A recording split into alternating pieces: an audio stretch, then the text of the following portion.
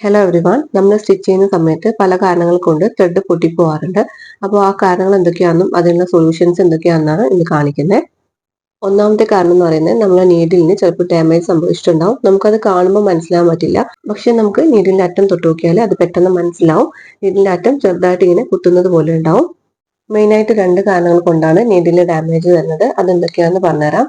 ഒന്നാമത് നമ്മൾ ഈ സ്റ്റോൺ വർക്കും ഹാൻഡ് വർക്കൊക്കെ ഉള്ള മെറ്റീരിയൽ സ്റ്റിച്ച് ചെയ്യുന്ന സമയത്ത് ബീഡ്സിനൊക്കെ മുകളിലൂടെ സ്റ്റിച്ച് ചെയ്യുമ്പോൾ നീഡിൽ ഡാമേജ് ആവാറുണ്ട്.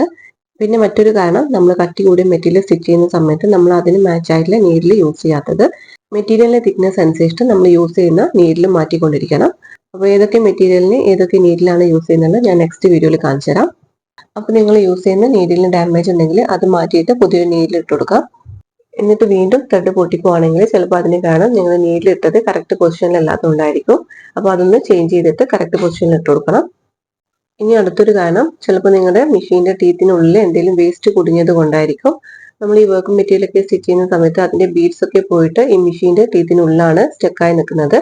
അതുപോലെ നമ്മുടെ നീഡിൽ പൊട്ടിയാലും അതിന്റെ ചെറിയ പീസുകളൊക്കെ മെഷീന്റെ ടീത്തിനുള്ളിൽ സ്റ്റക്കായി നിൽക്കാറുണ്ട്.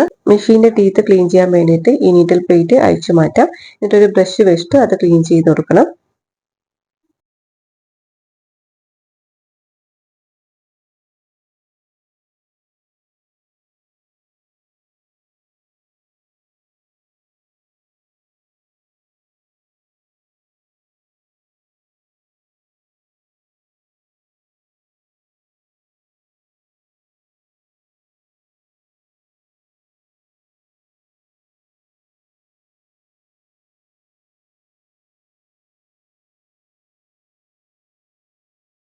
ത്രെഡ് പൊട്ടാനുള്ള മറ്റൊരു കാരണം ത്രെഡിന്റെ ടെൻഷൻ കൂടുതലോ അല്ലെങ്കിൽ കുറവോ ആയിട്ട് സെറ്റ് ചെയ്തുകൊണ്ടായിരിക്കും.